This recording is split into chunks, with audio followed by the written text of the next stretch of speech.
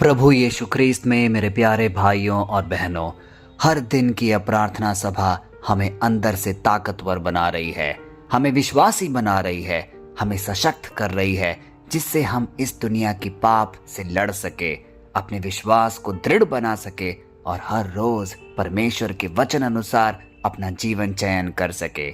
उसी की कड़ी में आज के वचन ने भी हम सबको आज यहाँ पर बुलाया है, क्योंकि अमूमन हम अपनी जिंदगी में छोटी मोटी चाहत सब रखते हैं। कुछ थोड़े में संतुष्ट हो जाते हैं तो कुछ को और की चाहत होती है, लेकिन यह पाप का रूप तब ले लेती है जब चाहत लोभ में बदल जाती है, लालच में बदल जाती है।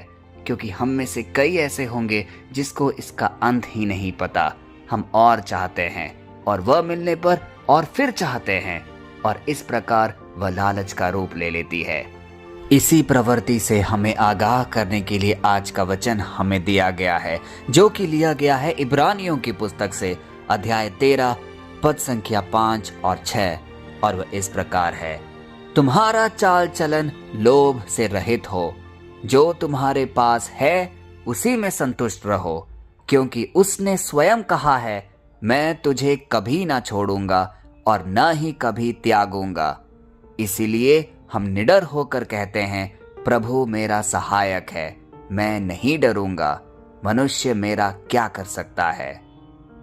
प्यारे भाई और बहनों, यदि हम इस वचन की शुरुआती लाइनों को पढ़े तो यह हमारे चाल चलन, लोभ, हमें किस तरीके से संतुष्ट रहना है, इन बातों पर टिका हुआ है। और हमें लग सकता है कि यह सिर्फ पैसों की बात हो रही है, लेकिन इसका अर्थ थोड़ा गहरा है। आज का वचन हमारे आज की दिल की स्थिति को बयां कर रहा है, क्योंकि जब यह कहा गया है लोभ से रहित रहो, इसका मतलब लोभ सिर्फ धन की भूख नहीं है। लोभ यानी लालच एक बेचैनी है, जो एक ऐसी भावना हमारे अंदर उत्पन्न करती है जिसमें हमें और चाहिए होता है, और बेहतर करने की एक इच्छा होती है। और क्योंकि जब वचन हमसे कहता है लोभ से रहित हो, इसका मतलब लोभ यानी लालच सिर्फ धन की भूख नहीं है। लोभ एक बेचैनी है, और चाहिए, और बेहतर चाहिए, और सुरक्षित चाहिए। ऐसे कई भाव हमारे अंदर उत्पन्न होते हैं। हम कई बार ये सोचते हैं, अगर मेरे पास यह चीज आ जाए तो मैं शांत हो जाऊंगा, फिर मैं आगे नहीं कमाऊंगा। लेकिन जैसे ही वह मिलती है, हमारी लालसा फिर बढ़ जाती है, दिल फिर कहता है थोड़ा और इस प्रकार यह क्रिया चलती ही जाती है। इसीलिए आज का वचन हमें एक छुपा हुआ संदेश दे रहा है कि हमारी लालच डर से उत्पन्न हो रहा है, क्योंकि हम सब किसी न किसी प्रकार के डर से ग्रसित हैं। कुछ अपने भविष्य को लेकर, कुछ अपने आप को असुरक्षित महसूस करते होंगे। किसी को लगता होगा कि मेरे पास उतने पैसे नहीं हैं, कुछ को यह परेशानी है कि परमेश्वर उनकी जरूरतें पूरी नहीं कर रहा है। हर जगह डर का माहौल है। इसीलिए आज परमेश्वर इन सारे डर के भावनाओं को हमसे कोसों दूर लेकर जा रहे हैं, और हमें यह आश्वस्त कर रहे हैं, जो तुम्हारे पास है उसी में संतुष्ट रहो। क्योंकि संतोष का मतलब यह नहीं है कि आगे बढ़ना हमें छोड़ देना है, आगे महत्वाकांक्षी नहीं बनना है, लेकिन संतोष का मतलब यह है कि मैं परमेश्वर की व्यवस्था पर पूर्ण भरोसा करता हूँ। यदि आज मैं जीवित हूँ, मुझे एक सुंदर सुबह मिली है, मुझे श्वास मिला है, तो यह सब उसी की करुणा है। मैंने इसके लिए कुछ भी अलग कार्य नहीं किया है। यह एक अंदर की शांति है, यह एक विश्वास है कि जो मेरे पास है वह अभी के लिए पर्याप्त है। प्यारे भाइयों और बहनों, संतोष हमें आज में जीना सिखाती है। लोभ यानी लालच हमें भविष्य के डर में जीने पर मजबूर करती है। इसीलिए परमेश्वर हमें साफ साफ शब्द से हिदायत दे रहे हैं, जो तुम्हारे पास है उसी में संतुष्ट रहो। आगे परमेश्वर एक सुंदर वादा हमारे सामने रखते हैं, मैं तुझे कभी ना छोड़ूंगा। यह वाक्य बहुत गहरा है, क्योंकि परमेश्वर सिर्फ कह नहीं रहा, वह प्रतिज्ञा कर रहा है। वह हमें यह आश्वासन दे रहा है कि तुम जिस भी स्थिति में आज होगे, तुम्हारी कमजोरियों में, तुम्हारी बीमारियों में, तुम्हारे आर्थिक संकट में, पारिवारिक कलह में, या किसी भी कमजोरी में, तब भी मैं तुम्हें स्पर्श करूंगा, मैं तुझे कभी ना छोड़ूंगा। लोग छोड़ सकते हैं, दोस्त बदल सकते हैं, हालात बदल सकते हैं, नौकरी जा सकती है, लेकिन वह जो हमारा परमेश्वर है, हमारा सृष्टिकर्ता है, वह आज हमसे कह रहा है, मैं नहीं जाऊंगा, मैं तुम्हारे साथ खड़ा रहूंगा। प्यारे भाइयों और बहनों, यह वादा हमारी असली सुरक्षा है। इसीलिए ध्यान दीजिए, संतोष चीजों से नहीं हमें मिलेगी, परंतु संतोष परमेश्वर की उपस्थिति से हमें मिलेगी। इस बात को हमें हमारे जीवन में एक दृढ़ स्वरूप संजोए रखना है, क्योंकि प्रभु मेरा सहायक है, मैं नहीं डरूंगा। जब हमें यकीन हो जाता है कि परमेश्वर हमारे साथ है, तो काहे को डरना। किसी भी प्रकार के डर से हम चुनौतीपूर्ण तरीके से सामना कर सकते हैं। धीरे धीरे वही डर जो हमें विचलित करती है, वह शांत हो जाएगी। डर अक्सर हमारी कमजोरी से आता है। हमें यह सोच देता है कि मैं अकेला हूँ, यदि कोई बीमारी आ जाएगी तो मेरा क्या होगा, यदि पैसों की किल्लत होगी तो मुझे कौन बचाएगा। लेकिन जब हम यह कहते हैं कि प्रभु मेरा सहायक है, तो हम अकेले नहीं रहते, क्योंकि हम जानते हैं कि सर्वशक्तिमान पिता परमेश्वर हमारे साथ खड़ा है। यह साहस ही काफी है, क्योंकि यह साहस बाहर की परिस्थितियों से नहीं, अंदर के विश्वास से उत्पन्न हुआ है, और वह हमारे साथ हमेशा रहेगा।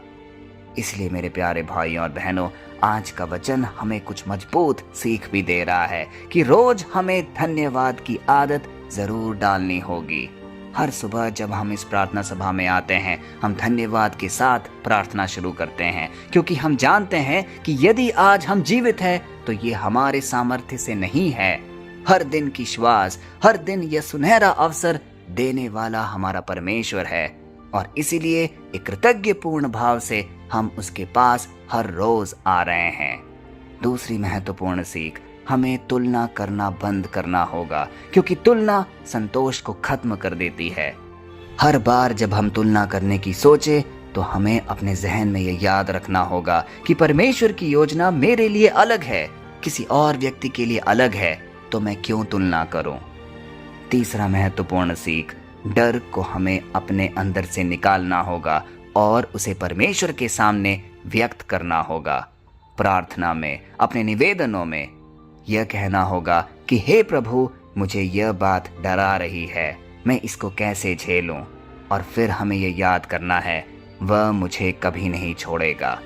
इस प्रकार यदि हम डर का सामना करेंगे तो निश्चय ही हमें कोई मुसीबत हमारे सामने नहीं आएगी, हम हमेशा विजयी रहेंगे।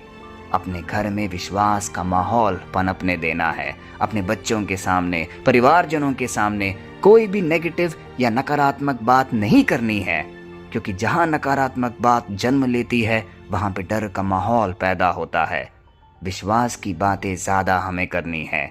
हमें यह कहना है, हमारे साथ परमेश्वर है, चाहे आज हमारे परिवार की स्थिति कैसी भी हो, चाहे हमारे परिवार में कलह हो, मुश्किलें हो, आर्थिक संकट हो, लेकिन फिर भी यह कहना है, हमारे साथ परमेश्वर खड़ा है। यदि इस प्रकार हम अपने जीवन का चयन करेंगे, तो निश्चय ही हमारे व्यक्तिगत जीवन, हमारे पारिवारिक जीवन हमेशा सफलता की ओर आगे जाएगा।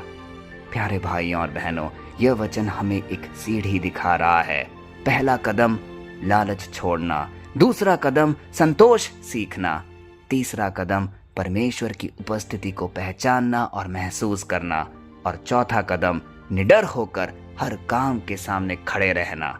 जब तक हम चीजों में सुरक्षा ढूंढेंगे, डर हमेशा बना रहेगा, लेकिन जब हम परमेश्वर में सुरक्षा पाएंगे तो साहस उत्पन्न होगा और वह हमारे साथ आजीवन साथ चलेगा। इसी बात को अपने जहन में दोहराकर आइए कुछ पल अपनी आंखें बंद करके अपने विचार को परमेश्वर को हम सौंपें, और इसी के साथ जो भी प्रार्थनाएं हमारे जहन में हैं, उन सब को हम अपने सृष्टिकर्ता के हाथों में सौंपें और यह प्रार्थना बोलें, हे विश्वास योग्य परमेश्वर, आज हम तेरे सामने आते हैं। हम मानते हैं कि कई बार हमने चीजों में सुरक्षा ढूंढी, लेकिन हमें निराशा मिली, लोगों में भरोसा रखा, लेकिन हमें विश्वासघात मिला, और डर में हम इसी प्रकार दिन प्रतिदिन जीते चले गए। आज हमें संतोष सिखा, हमें धन्यवाद करना सिखा, हमें भरोसा करना सिखा। हर उस व्यक्ति को जो आज इस प्रार्थना सभा में उपस्थित है, उसे छू ले, उसके जीवन को स्पर्श कर। जो भविष्य को लेकर डरे हुए हैं, चिंतित हैं, अपने बच्चों के भविष्य को लेकर, अपने बीमारियों को लेकर, उसे आज महसूस करा कि तू उसके साथ खड़ा है।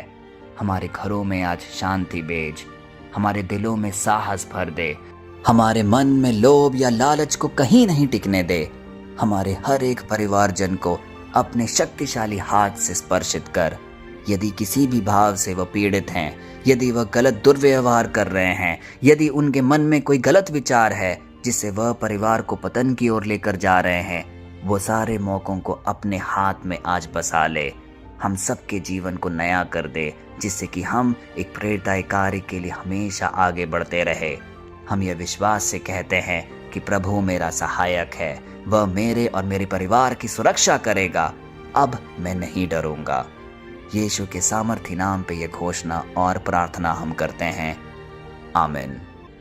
प्यारे भाई और बहनों, आज जब हम यहाँ से जाएं तो ये याद रखें, सच्ची सुरक्षा बैंक बैलेंस या हमारे सामर्थ्य पर नहीं टिकी है, परमेश्वर की उपस्थिति में निवास करती है।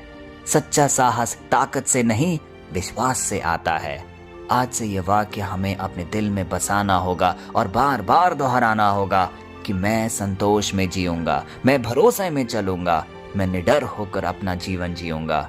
क्योंकि जब परमेश्वर आपका सहायक है तो दुनिया की कोई भी ताकत आपको छू नहीं सकती, आपका भविष्य छीन नहीं सकती। वह आपके साथ है, आज, कल और हमेशा आपके साथ रहेगा, और यही आपकी सबसे बड़ी संपत्ति है। परमेश्वर की असीम दया, कृपा और आशीष में आपको, आपके परिवारजन को, आपके हर एक निवेदन को हम प्रस्तुत करते हैं, पिता, पुत्र और पवित्र आत्मा के नाम पर, आमीन।